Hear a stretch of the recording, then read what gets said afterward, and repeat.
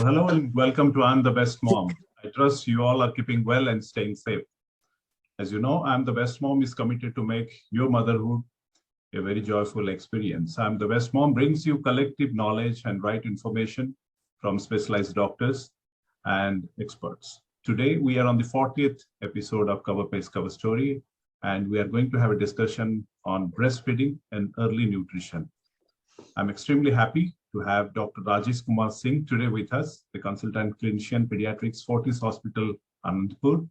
Dr. Rajesh Kumar Singh has over more than 23 years of experience commissioned in the Army as a medical officer with a special interest with the pediatric intensive care and pediatric asthma. In conversation with Dr. Anuj Rastogi, senior neonatal pediatrician, head of the department, the social influencer, co-founder of I'm the Best Mom. What we should be knowing more today from both our experts. Let us begin the session with Dr. Rajesh Kumar Singh and Dr. Anuj Rastogi, sir. So over to you, doctors. Thank you, Deepman, and I welcome Dr. Rajesh Singh on this platform. Overall ratio of breastfeeding after birth is around 34%, 34 to 36% globally. Dr. Rajesh, what are the reasons why everybody talks about breastfeeding and why this has not been clicked the way it should click? What are the reasons what you encounter in your day-to-day practice?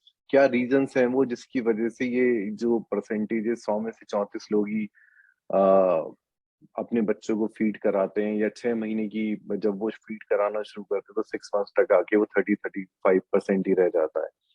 तो आपने क्या faulty practice देखी है, क्या reasons हैं वो ऐसे जो वो ब्रेस्ट फीडिंग स्टार्ट प्रॉपर्ली नहीं हो पाती है? So what I feel is that there is a lack of support and information for the new mothers. Now, in the present age, what is happening is everybody is having 1 or 2 kids.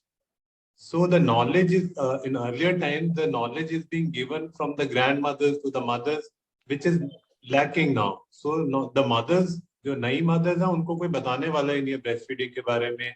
We are not discussing enough about breastfeeding. What are the problems with the breastfeeding? How it should be initiated? And so the reason, so it finally it leads to that they fell into the formula feeding trap. So I think we should discuss it more often, breastfeeding, problems associated with breastfeeding and how to support the young mothers about the breastfeeding. I think that will go a long way in improving the breastfeeding rates in our country and the world. Personally, what I feel, whenever a baby is born into the hospital, they have been told by grandma, whether नानी और दादी, वो उन्हें पकड़ के बैठती हैं और शुरू में दूध, क्योंकि माँ का दूध दिखाई तो देता नहीं है, वो बहुत जल्दी लैक्टेशन फेलियर एस्टेब्लिश कर लेते हैं कि इसका तो ऑपरेशन हुआ, ये तो बैठ नहीं पाएगी, दूध तो पिला नहीं पाएगी, अब इसको बच्चे को दूध पिला दें. और वो ब्रेस्ट फीडिंग इनिशिएट ही नहीं करते हैं, या थोड़ा बहुत इनिशिएट करा तो उन्हें दूध आता दिखता नहीं है तो वो सोचते हैं कि तो लैक्टेशन फेलियर है. तो डॉक्टर साहब, what is the true lactation failure incidence in society? True lactation failure जहां मदर कैपेबल ही नहीं है दूध प्रोड्यूस करने. So the true lactation failure, the percentage wise, it will be very less, maybe not more than 3 to 4%. It's very rare. I've hardly seen the true lactation failure. It's mostly that finally they are, it's lack of confidence in mother. As a doctor, what I feel is that we should start early. Maybe in the 3rd trimester only, we should start telling mother about breastfeeding, then how the initial milk will be colostrum for 1 to 3 to 4 days. Then there will be transitional milk for next 2 weeks, and only after 2 weeks the mature milk will come, and the quantity will increase gradually. This we have not been able to tell it to mothers. So वो जो बाकी जो लोग society में हैं, grand mother's हैं या neighbours हैं, वो उनके बातों में आके तो finally they start this formula feeding. तो देखिए, डॉक्टर राजेश कुमार सिंह ने हमें बताया कि जब बच्चा पैदा होता है तो बॉडी मतलब मदर की बॉडी के अंदर कुछ हार्मोन का सिक्रीशन होता है जिससे वो उसकी बॉडी को तैयार करते हैं दूध बनाने के लिए, और पहले 24 से 48 घंटे के अंदर वो फंक्शन रेगुलर तैयार हो जाता है। और जो माँ की बॉडी है वो हर 2 आवर्स में दूध बनाने के लिए बनी है। तो इसलिए जो बच्चे हम जैसे हम नर्सरी में ले जाते हैं, कुछ बच्चों को हमें नर्सरी में शिफ्ट करना होता है, तो मैं उनके पेरेंट्स को बिल्कुल स्ट्रिक्टली बोलता हूँ कि अभी आपको दूध आता दिखाई दे या ना दे, आप इसको पंप करना है हर 2-2 घंटे में। तो ऐसा करने से, ये सपोर्ट देने से और ये कॉन्फिडेंस देने से विद इन 2 डेज उनको मिल्क अच्छे से आने लगता है। और जैसा कि डॉक्टर आशीष सिंह ने बताया कि जो इसकी परसेंटेज 2% से भी कम है, अर्थात 100 में से 2 माएँ ऐसी हैं जिनको कोई ट्रू रीजंस होगा जिससे उनको दूध ना आए। अदरवाइज कोई ऐसा रीजन नहीं है कि 98% मदर उनको ब्रेस्ट फीडिंग इनिशिएट ना हो पाए और बच्चा उनका टोटल ब्रेस्ट फीडिंग ना ले पाए। आप बहुत अपने बच्चों की चिंता करते हैं, उनकी ग्रोथ की चिंता करते हैं, बट हमें लगता है ब्रेस्ट फीडिंग से बढ़िया उस बच्चे के लिए फर्स्ट 6 मंथ में कोई न्यूट्रिशन नहीं है। डॉक्टर आशीष, आप इस बात से एग्री करते हैं? हाँ बिल्कुल। देखिए जो मदर्स मिल्क है वो बच्चे के लिए टेलर्ड है, ह्यूमन बेबी के लिए टेलर्ड है। उसमें जो एंटीबॉडीज हैं या उसमें जो उसकी जो प्रोटीन्स है या उसमें जो कार्बोहाइड्रेट्स है वो ह्यूमन बेबी के लिए। जबकि जितने भी फॉर्मूला मिल्क हैं they basically cow milk based हैं, तो वो गाय के काफ के लिए है। उसमें काफ का जो मेन है कि उसको फिजिकल एक्टिविटी ज्यादा करनी है, तो उसका मिल्क उसके लिए टेलर्ड है। तो जो जो मदर्स मिल्क है वही बच्चे के लिए बेस्ट है। तो जबकि जो जितने भी फॉर्मूला मिल्क हैं दे वो बहुत अच्छे नहीं है ह्यूमन बेबी के लिए। आपने बिल्कुल ठीक बताया डॉक्टर राजेश। आपने बताया कि जो जितने भी पाउडर मिल्क हैं, cow's milk, modified cow's milk है। तो काउज मिल्क के अंदर, क्योंकि वो जो दूध होता है वो बछड़े के लिए होता है और ह्यूमन मिल्क उनके बच्चों के लिए होता है, जो हमारे बेबीज है उनके लिए होता है। ह्यूमन मिल्क के अंदर कैल्शियम और फास्फोरस का जो रेशियो है वो 2:1 है, और जो बोवाइन मिल्क है उसमें 1:1 है। तो डॉक्टर साहब, इसका क्या इम्प्लीकेशन है बच्चों पे? अगर वो गाय का दूध पीते हैं तो उसमें कैल्शियम का रेशियो 1:1 है। जो बछड़े की जो बोन है वो चौड़ी होती है, थोड़ा हैवी होती है, तो उसमें कैल्शियम की मात्रा थोड़ी ज्यादा चाहिए होती है। तो वहाँ कैल्शियम और फास्फोरस 1:1 है। तो क्या नुकसान है? जो हमारे बच्चों को 2:1 क्यों चाहिए, और 1:1 वाला दूध अगर पिलाएंगे तो क्या क्या हो जाएगा उनको? जो एब्जॉर्प्शन कैल्शियम की है ह्यूमन इंटेस्टाइन से, जब 2:1 का रेशियो है तभी वो ऑप्टिमल एब्जॉर्प्शन होगी ह्यूमन बेबी में। जबकि 1:1 में वो प्रॉपर एब्जॉर्प्शन कैल्शियम की नहीं हो पाती। तो ये इस वजह से जो है जो ह्यूमन बेबीज का जो कैल्शियम एब्जॉर्प्शन पुअर होगी तो उनकी ग्रोथ पे वो इफेक्ट डालेगा। डॉक्टर साहब ने बताया कि उनके अंदर कैल्शियम और फास्फोरस का जो अनुपात ठीक ना होने की वजह से बच्चे के अंदर कैल्शियम की कमी हो जाएगी, उसे झटके आ सकते हैं, दौरे पड़ सकते हैं, और किसी किसी बच्चे का दिल भी फैल जाता है। जो टाइम एंड अगेन जो हमारी American academy of paediatrics society की है, वो कहती है 1 साल तक आप अपने बच्चों को गाय भैंस और बकरी का दूध एक ही बात है, ये दूध ना दें और माँ का ही दूध दें। जो सर्वोत्तम है माँ का दूध है। और हमारे यहाँ खासकर मेरी यूनिट में 4 या 5 बच्चे हर महीने एडमिट होते हैं जिन्हें कैल्शियम लो होने की वजह से दौरे पड़ते हैं, और वो खासकर उनका अगर देखा जाए तो वो गाय या भैंस का दूध पी रहे होते हैं। और सर जो सब चांसेस ऑफ एलर्जी जो है वो काउ मिल्क जो बच्चे पीते हैं उनमें अल्फा कैसीन होता है काउ मिल्क में, उसकी वजह से चांसेस ऑफ एलर्जी प्रॉब्लम जो बच्चों में वो काउ मिल्क में ज्यादा होती है, जो कि ब्रेस्ट मिल्क पीने वाले बच्चों में बाद में जाके एलर्जी के चांसेस कम होते तो एक फायदा ये भी हो गया। हैं। और कुछ फायदे बताना चाहेंगे डॉक्टर साहब आप, जो माँ के दूध पे जो आउट स्कोर करता है वो काउस मिल्क पे? सर देखिए, एक तो सबसे पहला रीजन जो कि हम जानते हैं हमारी कंट्री बहुत रिच नहीं है, बहुत सारे मदर्स पुअर हैं, तो इकोनॉमिकल फैक्टर जो है बहुत बड़ा फैक्टर है। जब भी हम mother's milk it come straight from the source, तो उसमें चांसेस ऑफ इन्फेक्शन नहीं है। जबकि जो फॉर्मूला मिल्क है, अगर आप देखिए सिर्फ फॉर्मूला मिल्क का कॉस्ट बहुत है, तो पुअर फैमिलीज उसको अफोर्ड नहीं कर पाती, तो वो ओवर डाइल्यूट करती हैं, तो बेसिकली वो बच्चे को प्रॉपर ठीक से न्यूट्रिशन नहीं मिल पाता, उसको इन्फेक्शन होने के चांसेस ज्यादा होते हैं, डायरिया ज्यादा होता है फॉर्मूला मिल्क में। जबकि काउ मिल्क जो बच्चे पीते हैं उनमें ये सब प्रॉब्लम नहीं आती। राइट। तो आपके हिसाब से जब बच्चा पैदा हो तो उसको सिर्फ माँ का दूध देना चाहिए, और वो डूएबल है। इसके जो सबसे सरल तरीका ये है कि आप बच्चे को माँ के साथ रखें और माँ की जो केयर है वो करें बड़े लोग, बच्चे को ना पकड़े, माँ को ही सारा बच्चे का काम करने दें, तो उससे एक माँ और बच्चे के बीच में एक डाइट बन जाता है जो बहुत इफेक्टिव है, और जिससे माँ को लेट डाउन, जो उसका माँ का लव हार्मोन है, ऑक्सीटोसिन हार्मोन, वो बढ़ता है, और साथ में let down hormone prolactin secrete होता है और माँ को दूध आने लगता है। बिल्कुल।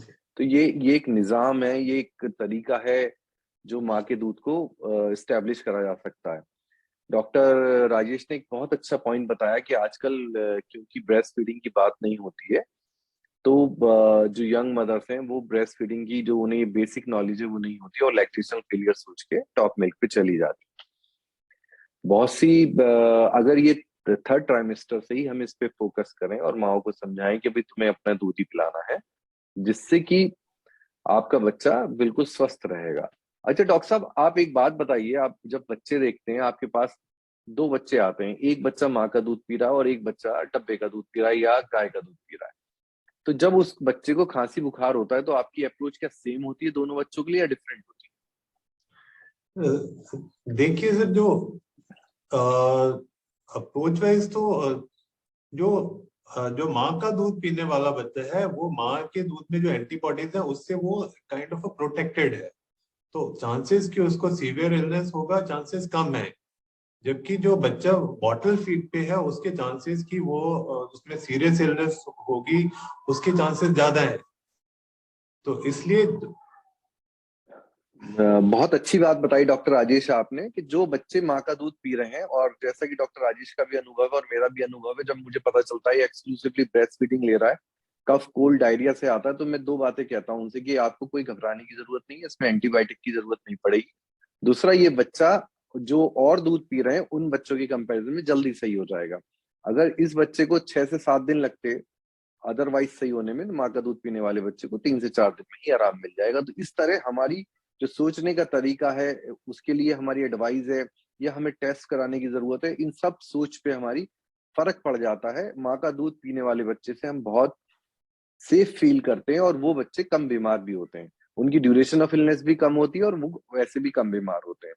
तो हमारे लिए बहुत इंपॉर्टेंट होता है जो बच्चे माँ का दूध पिए हुए पूरे टीके लगे हुए हैं, तो उसमें हम बहुत उनके बुखार को या अदरवाइज अगर उनका एग्जामिनेशन नॉर्मल है तो बहुत चिंता से नहीं लेते हैं। तो ये एक बहुत इंपॉर्टेंट और महत्वपूर्ण बात है। आप जब बच्चा पैदा होता है तो आपको ये मालूम नहीं होता कि ये बच्चा थोड़ा बड़ा होते होते बार बार बीमार होगा। ऐसा भगवान ने हमें बनाया है कि ज्यादातर बच्चे 6 महीने की उम्र से लेके और 4 साल की उम्र तक बार बार बीमार होते हैं, बट जो माँ का दूध पिए होते हैं और पूरे टीके लगाए हुए होते हैं थोड़ा कम बीमार होते हैं, और होते हैं तो जल्दी सही हो जाते हैं। तो इस तरह से डॉक्टर की अप्रोच में जब डॉक्टर के पास वो बच्चा पहुंचता है तो बहुत डिफरेंट हो जाता है कि ये बच्चा सेफ है, ये बच्चा अनसेफ है, या प्रोबेबल रिस्क फैक्टर है इसके अंदर। अगर हमारी भाषा में कहें तो माँ का दूध ना पीना एक बहुत बड़ा रिस्क फैक्टर है बच्चे की ग्रोथ के लिए और बच्चे के इन्फेक्शन के लिए। Sir, when should breast feeding start?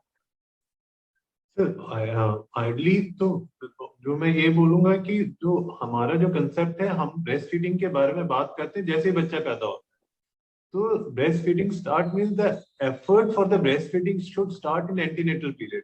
Like antenatal period में जो सबसे इम्पोर्टेंट चीज है कि वो मदर के हम निपल को एग्जामिन करें कि वो इन्वर्टेड निपल तो नहीं है, क्योंकि जैसे ही बच्चा पैदा होता है बहुत बार मैंने देखा एंटीनेटली किसी ने नहीं देखा, सडनली रिट्रैक्टेड निपल है, उसके बाद मदर कोशिश करती रहती है, फीडिंग में बहुत मुश्किल होती है। तो आइडली हमें दिस मदर को एंटीनेटल पीरियड से ही उसको कैसे फीड करना है, कैसे बच्चे को होल्ड करना है, ये सब बातें हमें डिस्कस करनी चाहिए। और जैसे ही बच्चा पैदा होता है, इनिशियल जो उसके 7-8 घंटे हैं उसमें बच्चा बहुत अलर्ट एक्टिव होता है, वो फीड लेने के लिए बिल्कुल रेडी होता है। तो नॉर्मल डिलीवरी में इमीडिएटली बच्चे को ब्रेस्ट पे डाल देना चाहिए, और अगर सिजेरियन हुआ है तो 4 घंटे के अंदर बच्चे को ब्रेस्ट फीड पे मदर के ब्रेस्ट पे डाल देना। हम लोग अपने जो सिजेरियन के बाद वो ओटी टेबल पे मदर को के ब्रेस्ट पे डाल देते हैं बच्चे को। डॉक्टर साहब ने बताया कि ब्रेस्ट क्राउल कराना चाहिए, बच्चे को माँ की ब्रेस्ट पे डाल देना चाहिए पैदा होने के बाद, जिससे कि वो उन दोनों के बीच में एक अटैचमेंट बढ़े और बच्चा बहुत जल्दी ब्रेस्ट फीडिंग के लिए इनिशिएट कर लेता है। जो शुरू में आरंभ में गाढ़ा दूध आता है जिसे कोलेस्ट्रम कहते हैं, वो बच्चे की ग्रोथ के लिए और इन्फेक्शन से बचाने के लिए बेहद जरूरी है। और खासकर अगर आपका बच्चा समय से पहले पैदा हुआ है या आपका बच्चा समय के अनुसार नहीं बढ़ा है। जो बच्चे पेट के अंदर जैसे जिस भी जेस्टेशन पे 32, 35, 34 हफ्ते पे पैदा हो रहे हैं, अगर उनकी ग्रोथ कम रह गई है, माँ का खाया पिया उसे नहीं लगा है, तो ऐसे बच्चों के अंदर आंत के अंदर त्रुटि आने का बहुत बड़ा रिस्क रहता है। और उन्हें माँ का दूध अगर संपूर्णता से मिले तो उनकी ब्रेन ग्रोथ और ये लर्निंग डिसेबिलिटीज वगैरह ये भी कम हो सकती हैं। तो आप माँ के दूध की इंपॉर्टेंस को समझना होगा। डॉक्टर साहब ये बताइए, how mothers will know their milk is sufficient for their child और फॉर देयर बेबी? तो जैसे आपने कहा कि इनिशियली शुरू में बहुत माँ को मिल्क आ रहा है, उसको दिखता भी नहीं है, तो बहुत सारी मदर्स के बीच में डाउट रहता है कि बच्चा रोता रहता है, मिल्क इज नॉट सफिशिएंट। तो उनके लिए इसके 2-3 क्यूज हैं जो कि जिससे हमें पता चलता है कि मिल्क सफिशिएंट है कि नहीं। उनमें से सबसे पहले कि फीड करने के बाद जो बच्चा है वो सोएगा, 1.5 से 2 घंटे सोएगा, और 24 आवर्स में बच्चा जो है 6 से 8 बार पेशाब करेगा, और उसका वेट गेन ठीक से हो रहा है। तो मोटा मोटा जो बिल्कुल जो अच्छे से दिखने वाला है कि अगर 24 घंटे में बेबी जो है 6 से ज्यादा बार यूरिन कर रहा है, तो इसका मतलब है कि मिल्क सफिशिएंट है। मदर्स को वरी नहीं करना चाहिए कि इसके बारे में। देखिए, डॉक्टर साहब ने बताया कि अगर बच्चा 6 से 7 वेट डाइपर्स कर रहा है, आप 2-2 घंटे में उसका डाइपर चेंज करें तो उसका डाइपर भीग रहा है, तो उसे सफिशिएंट मिल्क मिल रहा है। आप अगर वेल बेबी चेकअप के लिए डॉक्टर की क्लिनिक पे जाते हैं तो उनको मालूम होता है बर्थ वेट, जब जो भी बर्थ वेट होता है उसका 7 to 10% फर्स्ट 3-4 डेज में फॉल होता है, उसके बाद वेट गेन इंक्रीज हो जाता है, वेट गेन होना शुरू हो जाता है। अगर आपके बच्चे को दूध कम मिल रहा है तो पेशाब कम होने के अलावा उसे कब्ज भी हो जाएगा, उसको पॉटी भी पास नहीं होगी, और बच्चा आपका सूखा सूखा लग सकता है, श्रिंक लग सकता है, और आपको जो आप नजरिया हाथ में बांधते हैं वो भी ढीला हो जाएगा। आपको बच्चे की जो बढ़वार है वो नहीं दिखाई देगी। तो this is very very important to understand how your child is getting enough milk और not getting enough milk. Even अगर बच्चे को जॉन्डिस है और उसे सफिशिएंट दूध नहीं मिल रहा तो वो जॉन्डिस भी उसकी बढ़ जाती है। तो ये सब बातें आपको ध्यान रखनी होंगी। डॉक्टर साहब, कोई तरीका है, जैसे बहुत सी माएँ कहती है मेरा दूध काफी नहीं है, दूध कम है, कोई there is some way to increase their milk output?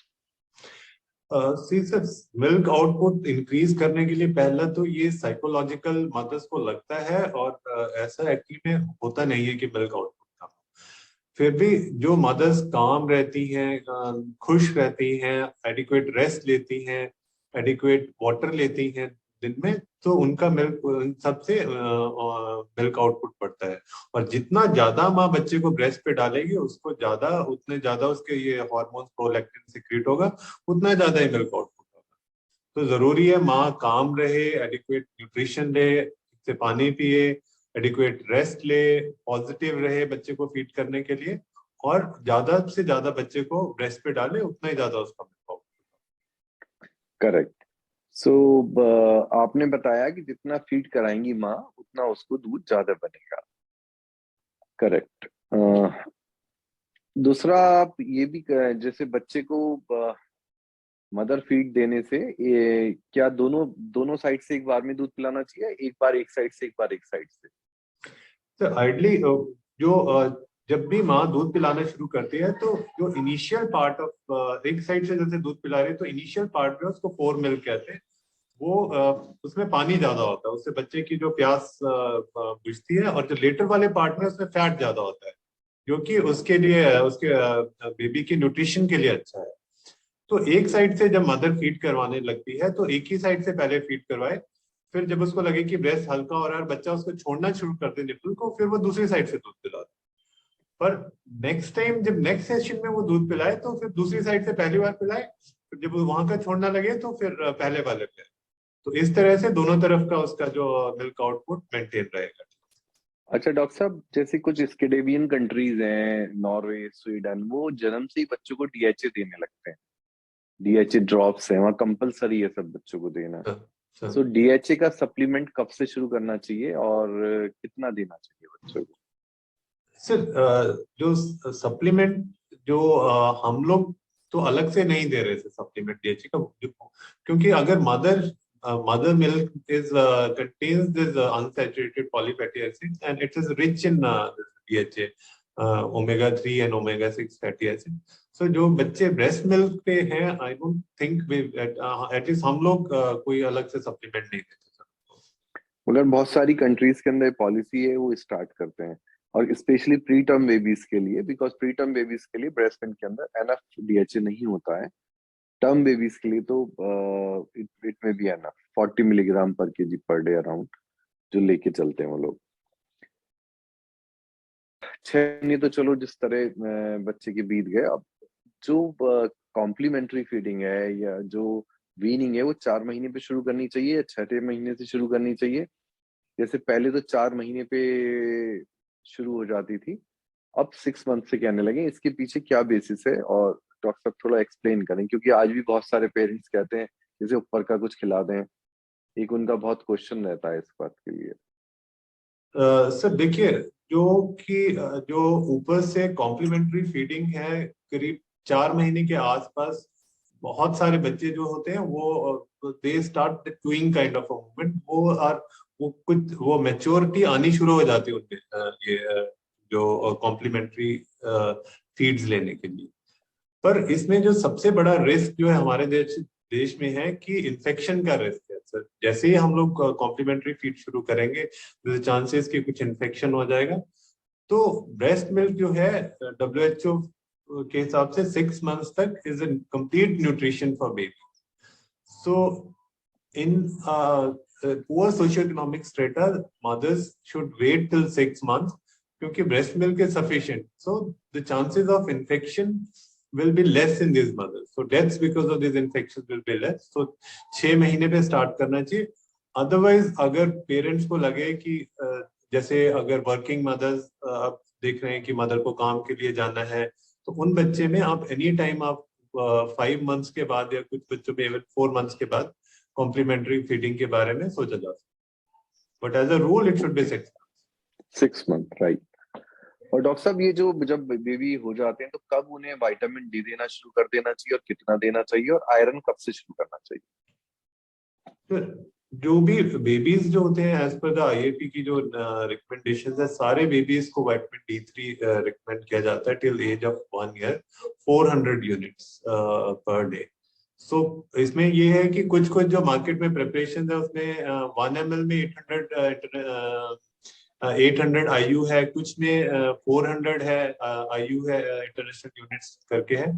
तो जो 800 वाले 1 ml 800 वाले उनका 0.5 ml, और जो 400 वाले उनका 1 ml हर रोज आप किसी भी टाइम पे दे सकते हैं टिल एज ऑफ 1 ईयर ये देना चाहिए। और जो आयरन है, डेफिनेटली जो मिल्क में जो लिमिटिंग फैक्टर है, milk is a very poor source of iron. तो जनरली जो बेबीज के जो आयरन स्टोर्स हैं वो 6 मंथ्स तक तो वो सफिशिएंट है बॉडी के स्टोर, और 6 मंथ्स के बाद जो है वो आयरन जो बेबीज जो है वो उनमें आयरन की कमी होने लग जाती है। तो स्पेशली जो बच्चे सिर्फ ब्रेस्ट फीड्स तक 6 मंथ से ज्यादा ड्यूरेशन तक रहते हैं, उनमें आयरन डिफिशिएंसी देखना बहुत कॉमन पाई जाती है। तो 6 मंथ्स के आगे जो है बच्चों को हम लोग रिकमेंड करते हैं कि उनमें आयरन सप्लीमेंट देना शुरू करें। राइट। तो जब बच्चा 6 महीने का हो जाए तो उसके बाद क्या कॉम्प्लीमेंट्री फीड उसको देना चाहिए? That should B commercial powders which are available in the market, or that should be homemade food? What should we give? Sir इसमें जो जैसे आपने कहा है चॉइस है होममेड जो कॉम्प्लीमेंट्री फीड देने में, या जो कि घर में हम लोग मदर्स बना सकती हैं, या फिर जो मार्केट में जैसे प्रोडक्ट्स अवेलेबल है जैसे सेरेलैक है या इस टाइप की प्रोडक्ट्स अवेलेबल है उनमें देने। तो इनमें से दोनों में से जो बीच का रास्ता है वही सबसे अच्छा है। कुछ होममेड दीजिए, और in case there is urgency, mother can not prepare this homemade food, so उनमें जो मार्केट बेस्ड जो कॉम्प्लीमेंट्री फीड्स है वो दे सकते हैं, या रफली कहें दिन में एक बार आप मार्केट बेस्ड दे सकते हैं, बाकी टाइम होममेड दे सकते हैं। तो जो हम रूटीनली कहते हैं देने के लिए, सबसे पहले कहा जाता है कि दाल का पानी दे दीजिए नॉर्मल उसमें। तो जो मैंने देखा बहुत सारी मदर्स वो दाल को बॉयल करके उसको पानी को छान के पिला देती हैं अगर ठीक से एक्सप्लेन नहीं किया जाए।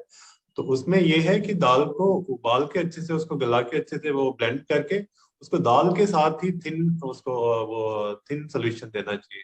इनिशियली ज्यादा वाटरी होना चाहिए, ग्रेजुअली उसकी कंसिस्टेंसी इंक्रीज कर देनी चाहिए सर। और राइट डॉक्टर। और पहले जो है वो दिन में 2 या 3 बार स्टार्ट करें, 2-2, 3-3 चम्मच, और ग्रेजुअली उसका जो है उस क्वांटिटी वो इंक्रीज करते रहे और उसका जो है उसको थोड़ा थिक करते रहे। ठीक है डॉक्टर साहब। और जो बच्चे हैं इनके लिए 6 महीने की एज पे जब आपने ऊपर ये शुरू करा दिया, तो उस समय भी आयरन सिरप भी देना है, विटामिन डी भी सिरप देना है आपने बताया, और मदर का दूध कंटिन्यू करना है। मदर का दूध कंटिन्यू। राइट। और ये कुछ पानी एक्स्ट्रा देना चाहिए, क्योंकि पेरेंट्स अक्सर पूछते हैं पानी कब दें बच्चे को। सर पानी का देखिए, जो ये पेरेंट्स 6 महीने तक तो कुछ भी नहीं देना चाहिए, कोई पानी नहीं देना चाहिए, कुछ भी नहीं देना चाहिए। और एक्चुअली स्पीकिंग सर 1 ईयर तक बच्चों को पानी की जरूरत नहीं है, क्योंकि उनका जो भी हम लोग खाने को दे रहे हैं, चाहे ब्रेस्ट मिल्क है या जो भी कॉम्प्लीमेंट्री फीड दे रहे हैं, उसमें बहुत सारा पानी है तब। तो 1 ईयर तक जरूरत नहीं है, पर 6 महीने के बाद पानी दिया जा सकता है। पर राइट सर। और कोई एडवाइस सर, अगर एक दांत निकल आया तो दांत पूरे निकलने के बाद टीथ ब्रशिंग करनी चाहिए, या एक टूथ से ही दांत ब्रश करना शुरू कर देना चाहिए? आइडली जो है वो एक टूथ निकल जाएगा तब से ही जो है ब्रश यूज करना शुरू कर देना चाहिए। बिल्कुल थोड़ा सा एक बेबी टूथब्रश लेके एक वो जो राई, जो चावल का एक दाना होता है, मटर के दाने के बराबर पेस्ट लगा वो के आप पेस्ट कर लगा सकते के हैं। उससे वो तो करना ये क्या पेस्ट सेम पेस्ट ही जो हम बड़े करते हैं वही करना है, या कोई, क्योंकि बच्चा कुल्ला करना तो जानता नहीं, तो कोई दूसरा पेस्ट यूज करना है? बेबी पेस्ट आता है सर, वो अगर बच्चे सॉलो भी कर जाते हैं तो उससे भी कोई तो प्रॉब्लम नहीं होती, तो वो मतलब उसमें फ्लोराइड होता नहीं है या ज्यादा होता है उसमें? नॉन फ्लोराइड टूथपेस्ट से करना है। Right sir. अक्सर ये देखा गया है कि पेरेंट्स जो है अपने बच्चे को दूसरे बच्चों से कंपेयर करके बहुत इंफीरियर समझते हैं और टॉप मिल्क देने लगते हैं या और कुछ खिलाने की कोशिश करने लगते हैं। What is your call on this sir? Sir देखिए, जो बच्चे का वेट जो है, सबसे पहले की जो सबसे इम्पोर्टेंट चीज जो इसमें चीज है वो है ग्रोथ चार्ट। तो पेरेंट्स को हमेशा वो एक डॉक्टर जो जब भी जाएंगे विजिट पे, उनके इम्यूनाइजेशन कार्ड के साथ ही एक ग्रोथ चार्ट होता है, नहीं तो एक ग्रोथ चार्ट देख लें, उसमें बच्चे का वेट जब भी जाए डॉक्टर के पास वो प्लॉट कराते रहे, उससे उनको आइडिया हो जाएगा कि बच्चे का ग्रोथ ठीक हो रहा है कि नहीं। तो जो बच्चे का वेट है वो डिपेंड करता है कि उसका जेनेटिक पोटेंशियल कैसा है बच्चे का, उसका न्यूट्रिशन कैसा है। अब फॉर्मूला फीड दे के बच्चे को आप बहुत मोटा तो कर देंगे, पर उस मोटा होने का कोई मतलब नहीं है, क्योंकि जो ब्रेस्ट मिल्क से है ये देखा गया है कि फॉर्मूला फीड कंपैरिजन में ब्रेस्ट मिल्क बच्चों का जो है वो आईक्यू लेवल्स बेटर होता है। तो what finally we are looking at is कि हमारा बच्चा इंटेलिजेंट होना चाहिए, ना कि मोटा होना चाहिए। उसको फॉर्मूला फीड दे दे के आप उसको ओबीज कर देंगे, पर उसका कोई मतलब नहीं। अगर ग्रोथ चार्ट पे बच्चे का वेट ठीक है तो फॉर्मूला मिल्क ही बेस्ट है। उसमें हम पेरेंट्स को बिल्कुल नहीं सोचना चाहिए कि उसका वेट नहीं बढ़ रहा है। तो अगर ग्रोथ चार्ट में ठीक है तो फॉर्मूला ये breast milk is sufficient, formula milk के बारे में सोचना ही नहीं चाहिए। थैंक यू डॉक्टर राजेश, आपने आज बहुत टाइम दिया और जो हमारे साथ जुड़े हुए पेरेंट्स हैं उनको आपने बताया कि अर्ली न्यूट्रिशन और ब्रेस्ट फीडिंग क्या इंपॉर्टेंस है। कोई और मैसेज देना चाहेंगे आप हमारे पेरेंट्स के लिए? तो मेरा मैसेज ये कि जो ब्रेस्ट फीडिंग के बारे में हमें और ज्यादा बात करनी चाहिए। हम ब्रेस्ट फीडिंग सपोर्ट प्रॉब्ली हमारे कंट्री की रिक्वायरमेंट है कि we should have a breast feeding support, we should have a more lactational counsellors, जो कि मदर्स के लिए, स्पेशली फर्स्ट मदर के लिए it's a very difficult time. The baby is born, she doesn't know ki how to feed the baby, she feels that milk is not coming. That is the time that she needs lot of support from doctors, lot of support from the family members. So we all have to make a protective wall around her and help her in initiating and sustaining the breast.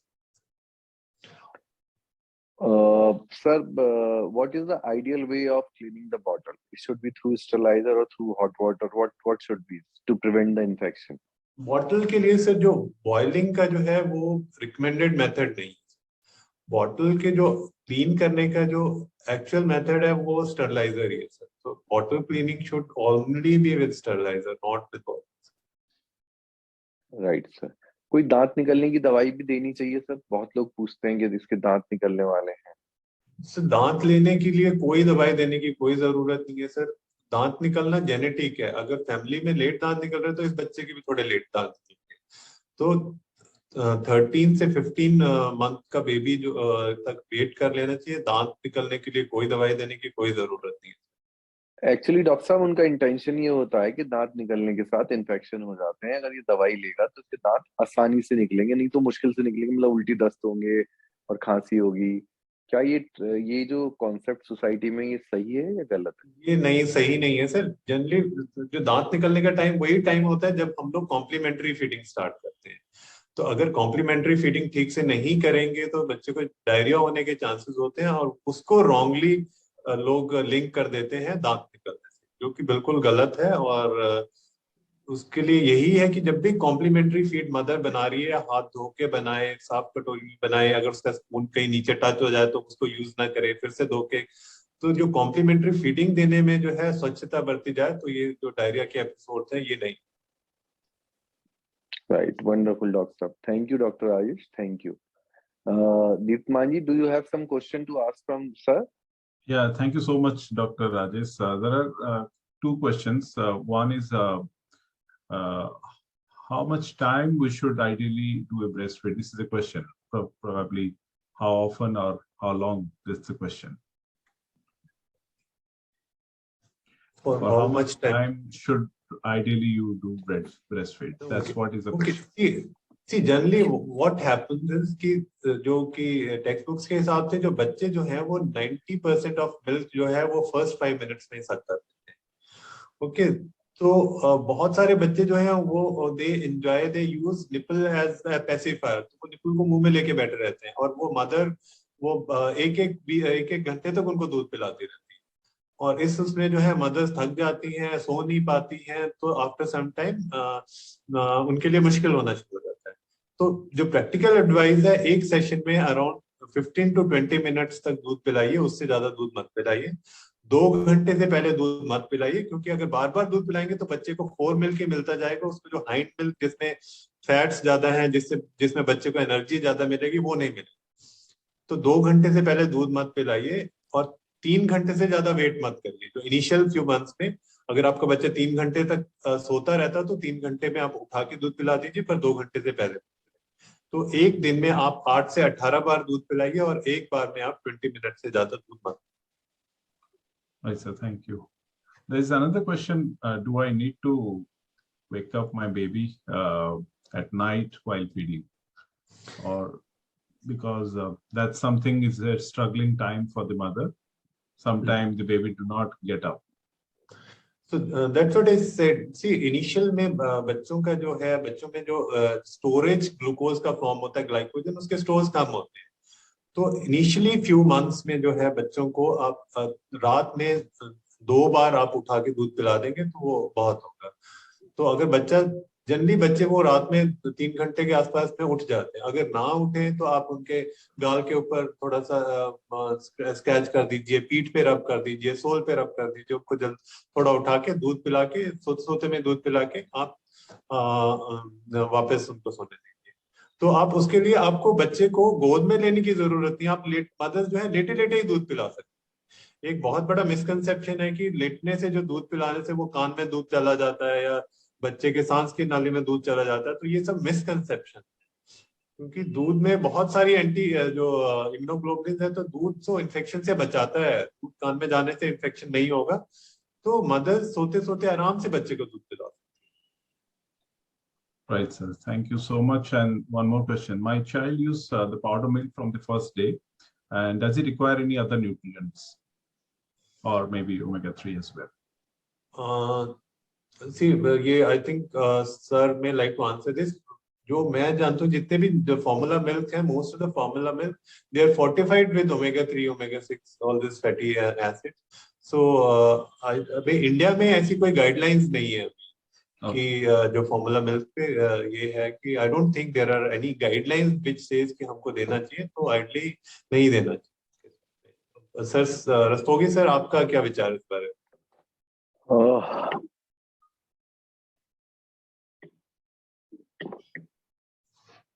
देखिए अभी जैसा कि आपने बिल्कुल ठीक कहा कि India के अंदर अभी ऐसी कोई गाइडलाइन नहीं है, but they are children those who are not really doing well milestone wise, उनमें देने से जरूर कुछ फर्क दिखता है और वो खुद ही अपने आप फिर पेरेंट्स कंटिन्यू करते हैं, but there is no fix guideline to start DHA, but धीरे धीरे आ जाएगी वो, क्योंकि वर्ल्ड के काफी पार्ट में डीएचए यूज हो रहा है। Right, sir. So there is another question. Can I feed my child in sleeping position? He is 2.5 months old. So can I feed my child while sleeping? देखिए, जो feeding के लिए जो basic जो thing है वो है कि mother should be comfortable, baby should be comfortable. आप बैठ के दूध पिलाइए, लेटते हुए दूध पिलाइए, सोते हुए दूध पिलाइए, वो इममटेरियल। जो इम्पोर्टेंट थिंग है कि फीड करने के टाइम पे जो most of the whole of nipple and the most of the areola जो है, that should be inside the baby's mouth, that is the only requirement. और आप बहुत भी लेट के दूध पिलाने में कोई प्रॉब्लम नहीं है, it's absolutely acceptable, she can feed the baby while lying on bed, no problem at all. Indeed. So for all the mothers, for benefit, there is a ebook available at I'm the Best Mom. We are sharing the link in the chat box. Please download that. That's absolutely a quick reference when the child is growing up at an early age.